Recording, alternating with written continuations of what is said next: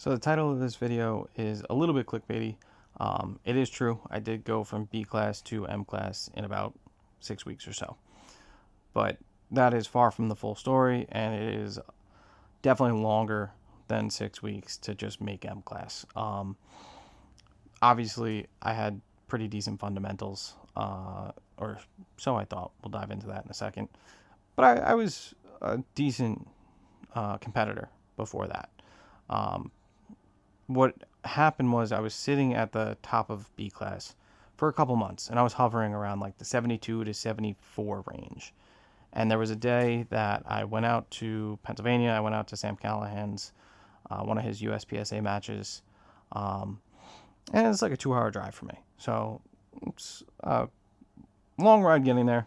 The whole time I'm thinking about, like, I already did the math. I knew exactly what I needed. I needed like a 76.5 or something like that in order to make A class that day. So I was obviously thinking about that most of the drive there, and I knew based on squatting, it was going to be like in the middle of my day. So I was already going to be warmed up. I was thinking this is going to be perfect. I'm warmed up. I'm ready to shoot. It's not like it's going to be the first one, or it's going to be the very first stage of the day, or the very last stage when I'm already burnt out and tired.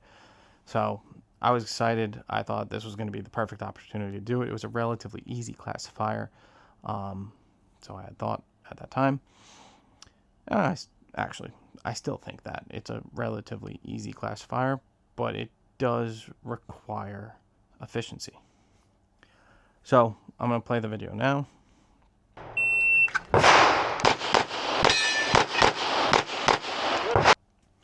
Looking at that, it doesn't look like I shot it bad. But when you slow it down and you pay more attention, everything's very, very deliberate. I was so in my own head of making sure that it was perfect.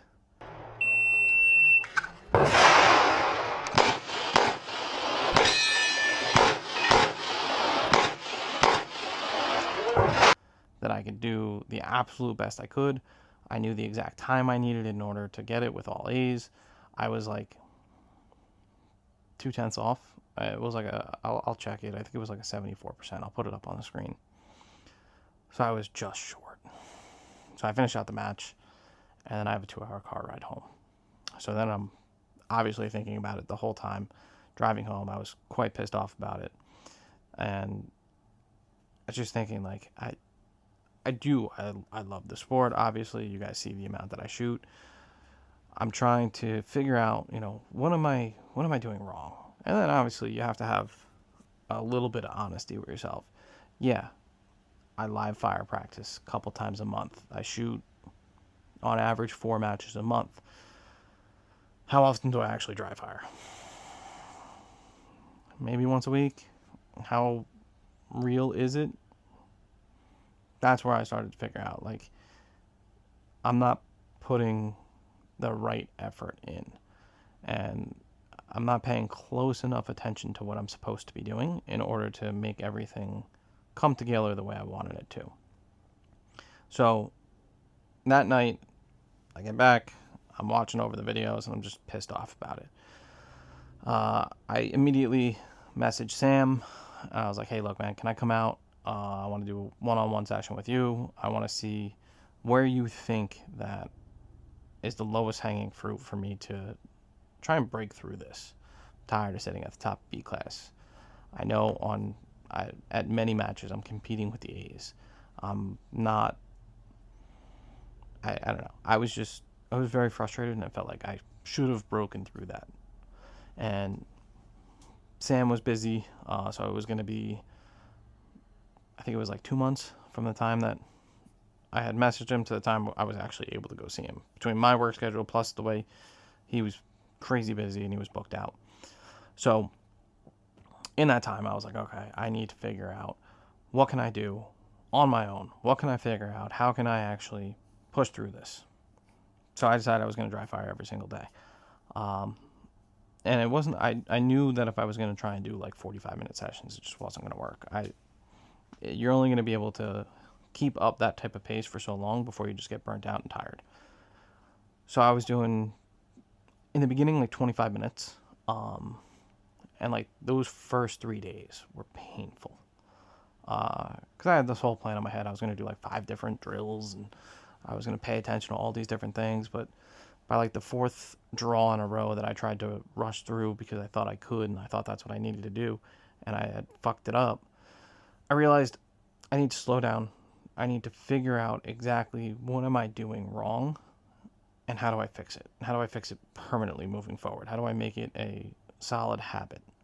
So, day one, I realized that trying to do so many different things every day was going to be a terrible idea.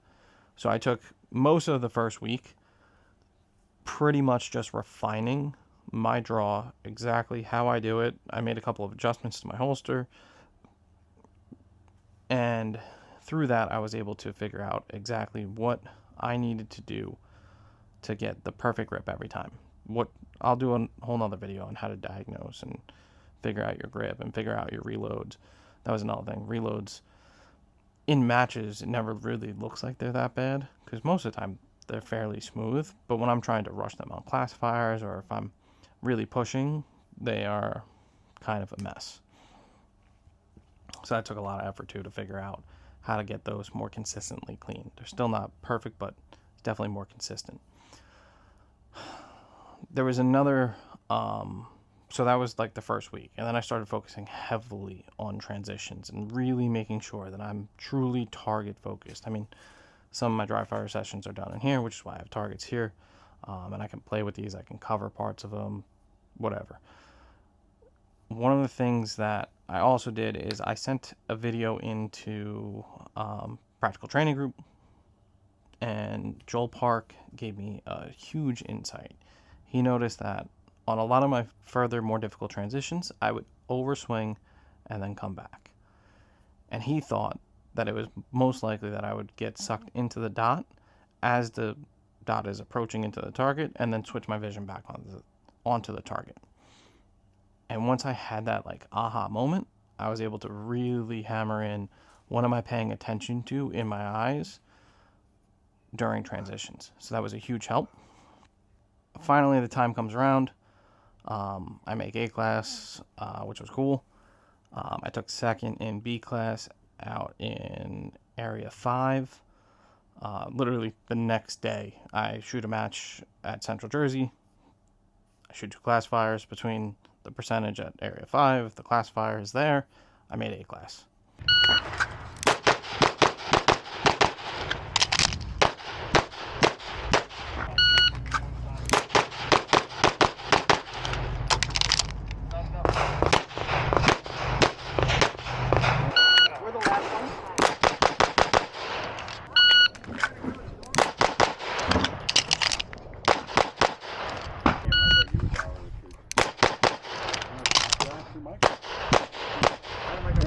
A couple weeks later, I go and see Sam, and then we go through all the small details like the transition speed, trigger speed, all of it, to figure out, do I have the physical and mental capabilities of running things at GM levels? And the answer was yes. So that was cool. And that was just kind of like a light bulb moment. Another thing I did is I took some advice from, I don't even know when I saw this video, from Ben Stoker, but he talked about just laying down a couple of classifiers and just spraying bullets at them as fast as you possibly can to see if you can make the GM times. I did that, and I was able to get well below it. And a couple of them I actually hit. I hooked up on them, and the hits were there. A lot of them I did not. But so that those two things kind of together, Sam giving me the confirmation, hey, you can do this. You have the physical and mental ability to actually do it. And then 2, testing it. Can I actually put the times down? So that was really cool. Then probably right after that, I shot my first GM classifier. I'll show this video.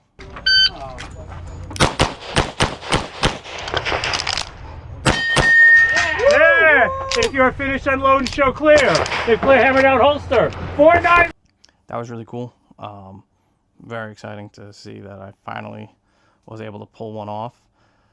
And then it was only a couple more weeks of still doing the same thing. and I was able to shoot another like 94% or 93 and some change, almost 94. And that was what pushed me over the edge to M.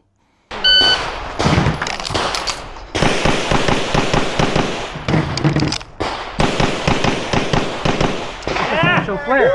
Hammer down holster. One of the last things that I wanted to talk about, and again, it'll be a separate video that I'll dive into how exactly I used it, is in all of that dry fire, I was also logging and tracking with like ridiculous levels of detail. Like what I was feeling in my hands, what my eyes were doing, was I delayed? It was, and it is. I just haven't been doing as much of it because of I think I overdid it, and now I have some pretty good tendonitis in my elbow. But I use ChatGPT as like an interactive log where I can go back and take a look and see what I think is improving, what I basically just like an interactive logbook that can give me reports on how things have gone and how things have progressed. So that's kind of like the overarching story of how I went from B class, stuck in B class, to M class in 6 weeks. Now, realistically, it was probably more like 3 months from the time that I shot that classifier out in Pennsylvania, had that 2-hour ride home, and then shot the classifier to officially make M.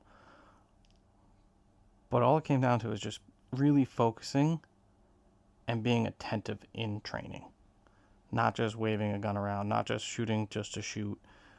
If you're not being attentive and paying attention to what you're doing, you're not going to actually get anything out of it. You might get slightly better by shooting 1,000 rounds.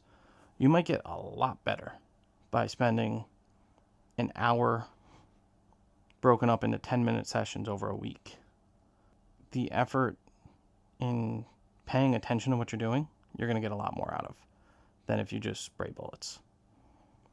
So that's kind of my story on it. If you have any questions, let me know. I do have a couple of other videos. I want to do one where I explain the prompts and the details of the notes that I would take in ChatGPT and how I was able to utilize that to make everything a lot more effective and keep me accountable to myself. And then I'm going to do another one where I'm going to go over some of the details of how to really diagnose your draw. I saw a video from Hunter Constantine that was really good. He did a great job of explaining it, but I think a lot of these guys forget what it's like to suck. And I sucked recently and still sometimes do suck. So I want to show you guys what I did and like the finer details of how I was able to figure it out. And yeah, if there's anything else you guys are thinking of, let me know. I'd be happy to try and make it and see what happens. Thanks, guys. Appreciate you watching.